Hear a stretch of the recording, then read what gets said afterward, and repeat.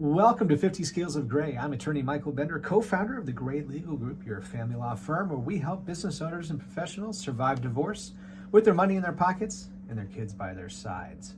For the next 30 minutes, we're going to dive into the exciting world of California family law issues. Now, of course, the views I and my guests express during the show are ours only and are only given for informational purposes and not legal advice. If you have a family law case, I highly advise you talk with an attorney one-on-one about your individual legal situation. On today's show, I'll be welcoming Tiffany Cross of Dedicated Credit Repair. Tiffany and I are going to be discussing credit scores, and how divorce and debt affect your credit. But first, I want to address some misnomers about debt in a divorce and how here in California, debt is addressed by the courts. I've talked before about community property, basically anything that spouses obtain during their marriage, except by gift, devise, or bequest, i.e. inheritance. Well, that's community property, meaning each spouse has half an interest in it. Same thing goes for community debt. Debt that is obtained during the marriage, well, typically is going to be community debt, meaning each spouse has an equal interest in paying off that debt, regardless of whose name it's in. Now, if it's in one spouse's name, that makes it easy for a divorce, to address it in a divorce judgment to determine who's ultimately going to be paying on that debt. However, if it's in both spouses' names, things can get sticky. Okay, first, many people think that in a divorce judgment, if one spouse is awarded debt, they're ordered to pay it. The other spouse thinks, hey, we're off the hook to that creditor. That creditor, credit card company, mortgage company, they come after the spouse that's not ordered to pay it. That spouse thinks, oh no, my divorce judgment says that my ex is supposed to pay it. Well, that creditor doesn't care. If it is a joint account, both spouses remain liable to that creditor. Here's a simple example. Husband and wife have a joint credit card account with Visa.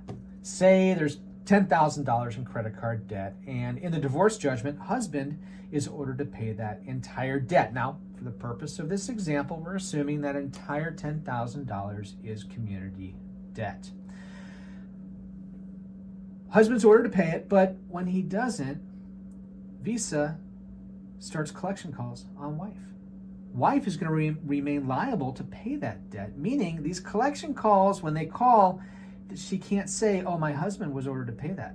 Or when the lawsuit comes, she can't go into court and defend herself and say, well, it's not my debt. Now, she can either pay it to stop the creditors, or push the husband to go ahead and pay for it. Now, if she winds up paying for it, wife is then going to have to go after her husband in the family law court to recoup what she had to pay Visa, even though husband was supposed to pay for it. Now, we'll probably talk about this on another show down the line, but bankruptcy and trying to file bankruptcy to get out of paying a debt that is awarded in a divorce judgment is very, very difficult to do. And if that other spouse is still liable for it, well, you're probably still going to owe that other spouse if they wind up paying for it. Anyways, another issue that presents itself in this situation is the credit score. We're going to be talking a lot about credit scores in a bit with Tiffany. But if that debt between husband and wife here, if it remains a joint debt, the account will still have an effect on both husband and wife's credit score, even if one spouse is ordered to pay the debt. Now, same scenario, I'm sure you can figure out what happens if husband doesn't pay on that debt. If wife doesn't pay for it, it's not good news for wife's credit score. So there's going to be some prime examples here, or a good advice as far as if wife wants to go ahead and keep her credit score good, she should pay that debt and then go after her husband. Like I mentioned before, there's remedies in the family court to go ahead and do that. But good thing we've got Tiffany Cross of Dedicated Credit Repair coming up. We're going to discuss with her advice on steps that people can take in a divorce to protect themselves and rebuild their credit when we come back. Welcome back to 50 Scales of Gray. I'm your host, attorney Michael Bender, co-founder of the Gray Legal Group, where we fight for business owners and professionals to survive divorce with their money in their pockets and their kids by their sides. On today's episode of 50 Scales of Gray, we're talking about community debt and credit score. I'm joined today by Tiffany Cross of Dedicated Credit Repair. Tiffany, welcome to the show. Thanks for having me. Okay, Tiffany, tell us about Dedicated Credit Repair, what you do, how you got into the business of rebuilding people's credit. Okay, it's a long story, but Dedicated Credit we Repair. only have a half hour for this show. How long do you want me to talk? No. Dedicated Credit Repair is in its 18th year in business, and quite frankly, we're right across. Our original office was literally across the street from the studio. Oh. So it's kind of fun to always see it nostalgically, but we are registered with the Department of Justice, which means we're, of course, of the 3% of all credit repair companies in the state of California, let alone nationally. That helps you guys stand out for credit repair, yeah. Other than those signs that you see on the side of the road. Written Fix your credit. Exactly. Yeah. No thanks. Yes, we're CFPB compliant. We are DOJ compliant, FTC compliant, so all the things, right? So, the story just really, truly was that about 18 years ago, I went through my own financial disasters, hardships and things like that, and my ex-husband and I sought out to frankly just kind of start a company that we wish we'd had access to when we needed it. So the heart of the business was always, how do we ethically and legally restore people back to where they should have been to begin with? And so that's the heart of our company. We're legally working in all 50 states now, and we've grown to the capacity where all of our credit coaches are HUD certified credit counselors. And we've been featured in books like Rapid Results, Credit Repair Bible, all the things. Quite a resume there, and quite a fantastic backstory there. Diving into credit, everybody thinks about credit and these horrible 3 credit bureaus and all this. But just before we dive into credit repair and divorce and all that, what is credit and why is it so important? What's this whole score thing about? Right. Well, and I guess really the question is kind of like the narrative is really who you're directing the question to. I mean, at the end of the day, I represent the consumer. So what is credit? Really, it's an unfair system that we all are penalized by, essentially, without really kind of learning the rules of the game before we play the game.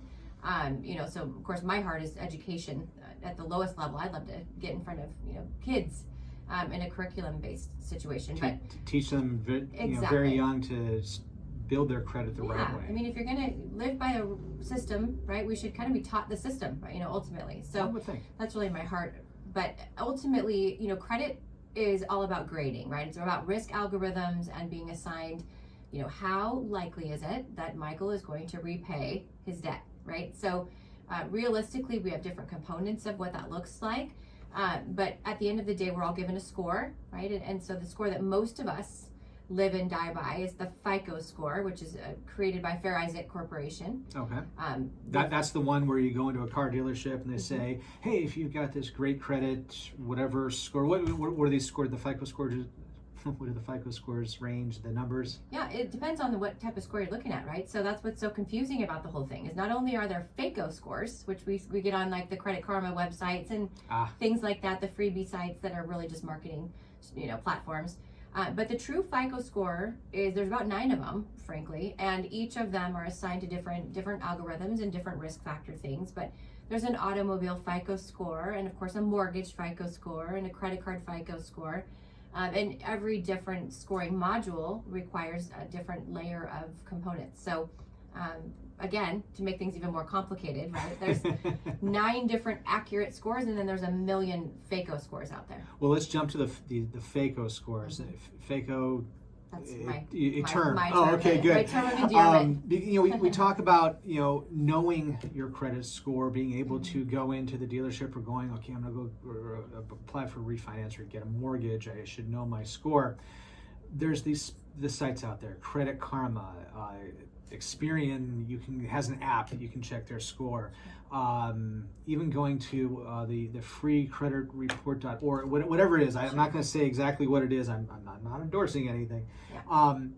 What's the best way to know what your score is so you know what your credit power is? I love that question, and I'm a huge advocate. And again, I don't work for any other company than my own, so I kind of don't have a dog in the fight necessarily. But if you really want your true score, you've got to go to MyFICO. My FICO, which of course is FICO, right? So there's different variations, but My FICO is going to require, like all accurate websites, a subscription, right? There's nothing, a value necessarily. Nothing free about that. Yeah, no Okay, kidding. good. But that's going to give you, without a hard inquiry, because that's again the thing we want to avoid is damaging your credit to see your credit. That's kind of weird. So going to My FICO or any of the websites that are consumer facing should never give you a hard inquiry, which is important. So you don't get, a 3 to 5 point penalty for looking at your credit report. Okay. But at least if you're going to invest in it, you'll get your all 9 variations of your score, and depending on what your goals are at that time, will determine which one you look at the most. Okay. Mm-hmm. So somebody's going in looking at their FICO score, and they're married. We have obviously the show here today, 50 Scales of Gray. We're talking a lot about divorce and marriage and so forth. Credit scores, being married, does it have an effect on the credit score? Do you have a marriage credit score? Does each spouse have an individual credit score? How do the credit bureaus and lending agencies look at that? So how it should happen, everything in credit, how it should happen and how it does happen. happen. I'll have to propose that next time when someone cares what I have to say. No, realistically, marriage doesn't affect the score. So you each have 3 different scores. It's ironic because I have husband and wives where the wife doesn't work, or sometimes, frankly, the husband doesn't work. It doesn't always have to be that way. But regardless, you're going to have 6 scores, and ironically, many of the time, you have the same accounts. So it's strange. And they can come back completely different scores. Totally. You could have, 6 different scores and almost identical contents, which is a little bit alarming sometimes. Yeah, that makes sense. Typically what they'll look at, again, income is never considered with the score. I think that confuses people. To consider income would be discriminatory, right? We've got people that make almost nothing that have great bill paying habits, and individuals who make millions who have horrible bill paying habits. So income isn't an indication of score. That being said, your shared accounts, right? So if you have, you're on automobile loans together and you have shared credit cards, that doesn't necessarily mean you're going to have the same score. Other than having shared accounts, does being married play at all into credit scores? No. Easy answer. No. How about let's take it one step further. Going through a divorce.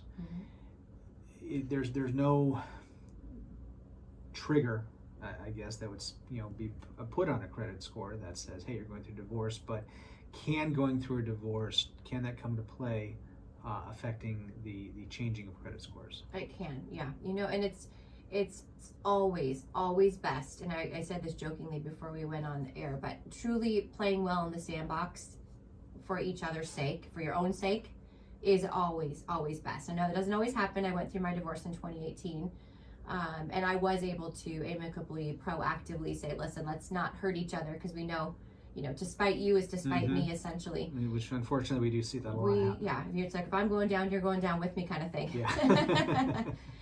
But again, and it's a serious matter, so I don't mean to make light of it, but ultimately sitting down and saying, okay, we have 6 shared credit cards, right? And the 30% of my score and your score concerns itself with the revolving credit history, not just the utilization, but also the history, the length of history. So to be closing credit cards in general can literally take someone 200 points out of the, from an 800 to a 600 by just simply closing accounts, right? Okay. So to be able to sit down amicably and say, okay, listen, I'm going to give you this card, this physical card, and not use it, and you're going to give me this particular card and not use it. To be able to divide a household peacefully to where you're not hurting each other, so critical. But in all seriousness, with my own situation, I refinanced my house. It was part of my divorce to do that, to refinance the house so that he could then purchase a new home. And by doing so, I was able to pay off a pool loan and a solar loan, and refinancing a house took me down 140 points. And I looked at my credit, having done this for 18 years, and thought, well, here we go. Here's what I tell my clients. Paying off installment debt actually drops the FICO score pretty tragically for about 6 months, and you're doing something good, right? So you're paying off something. But in truth, you're freeing up so you can actually pay. Yeah, you're in the black. I think it was like $1,200 in the, but realistically, the score is damaged whenever a something is closed when it's paid, and that's what happens with installment debt. Well, I think that's a good lead into what we're talking about today. We're going to come back in just a few minutes, talk more about divorce and credit scores. I like playing in the sandbox, but like you mentioned, a lot of times it doesn't turn out that way.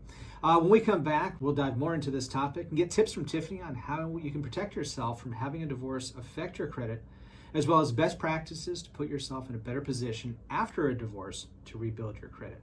We'll be right back.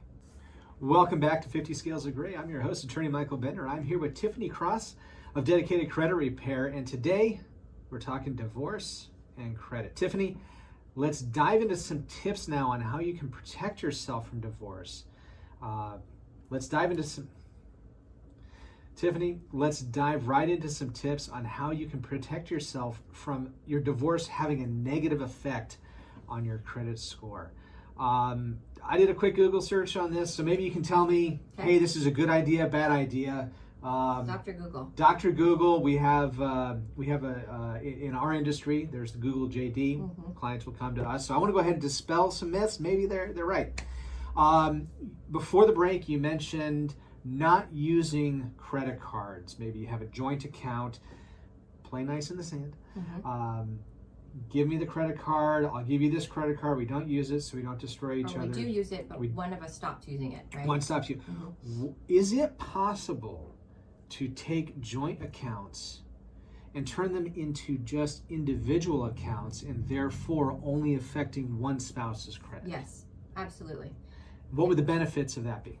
For the obvious, right? Like, we want to make sure that we don't allow the other individual to continue to use the card, right? So when you legally remove someone as an authorized user, that would deactivate that particular individual's credit card. By definition, they would be no longer active, but it wouldn't cancel the account, because remember, 15% of the score is calculated by the length of time that that particular account has been open. So by closing it completely and opening a new one in your name, you're getting rid of history, like hopefully positive history, right? So it's always best to just deactivate one portion of that card. So the deactivation of, let's just say husband and wife, mm-hmm. Okay? Husband is the primary, mm-hmm. Deactivates wife as authorized user. Correct. After there's an agreement, don't do it right away, get an agreement to do this. Mm-hmm. But let's just say there's an agreement, wife's is deactivated as an authorized user. Mm-hmm. What does that do, or how does that affect wife's credit score? Her scores are going to drop temporarily, right? Especially if it was a long-standing trade line. Hopefully, though, in exchange, right, we're also doing the same thing on the other end. So it's just picking and choosing. If you've got 6 cards, perhaps 3 go to husband, 3 go to wife. Ultimately, the goal is to not cancel. I guess ultimately canceling cards is not good. Now, if you have a spouse that is vindictive and crazy and all the things, which can happen, sometimes we have to look at what's the best thing long-term, even if there's a short-term, you know what, my score might drop temporarily 40 points by doing this, but at the end of the day, I'm eliminating potential risk down the road by even having anything to do with that individual. So protect yourself potentially from the other person frivolously using it, driving up your obligation on it. Obviously, we have various remedies for that, mm-hmm. but then also remedies too for that vindictiveness that you talk about, because it does exist out there. Not everybody plays nice in the sandbox. You're correct, and we see it all the time. And ultimately, this is why credit monitoring is so imperative. One of the things I tell my clients that are even considering divorce is both of you need to be monitoring credit. Lots of reasons, right? We don't want spouse opening up. I mean, obviously, we know each other's social security numbers by now. We lived together a certain period of time. We've seen vindictive situations where the spouse went and opened up additional credit cards unbeknownst to the ex, and then of course had the credit card sent to them, and off they go spending money illegally on a card you didn't know you had. So really, really important to start looking at things proactively. How long does it typically take if you're monitoring your credit? You talked earlier about, was it MyFICO? Uh-huh. Will that actually give you a list of all of your open credit, mm-hmm. Your accounts that you have out there? It will. MyFICO, the credit monitoring websites, really truly only update once a month. Okay. as far as the actual reports themselves. But if you want like identity protection, like identity theft protection, which is also very important, LifeLock is amazing. I mean, obviously, again, I'm just mentioning a couple names. There's millions of options. We of course don't endorse anybody on this show. Any sort of affiliate commission, but I do have LifeLock. I have a lot of them actually, and ultimately, it just literally gives you real-time text message alerts and things like that. You get automatic that a credit card has been opened with your social, and if you didn't do it, absolutely. Contact Which, away. let's be honest, if you're adulting and it's 2022, probably a wise thing to do to protect your social security number. Oh, absolutely. Yeah. Now earlier, you mentioned you did a refinance and it hurt your score.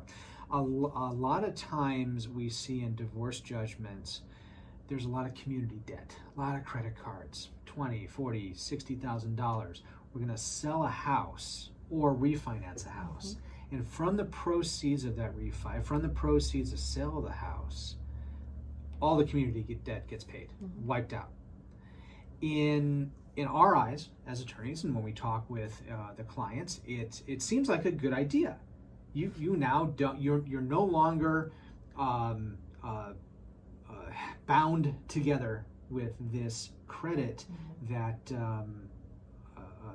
you would both owe. But you were saying before, wiping out an entire amount of debt can actually hurt you on the credit score. I think the discernment there is revolving debt and installment debt are two different things, right? So credit cards are revolving. So the goal is that you pay them off and leave them open because it continues to build your credit history and calculates heavily into the score when it's credit card debt, right?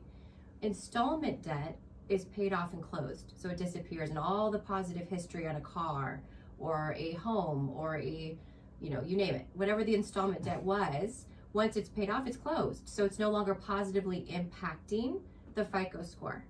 The reality is that what makes excellent FICO sense doesn't always make financial sense.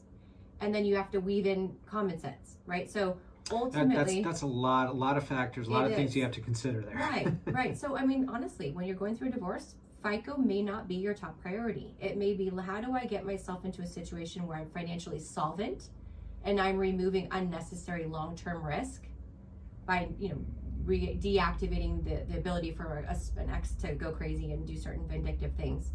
But long-term, it's all about rebuilding the credit at that point.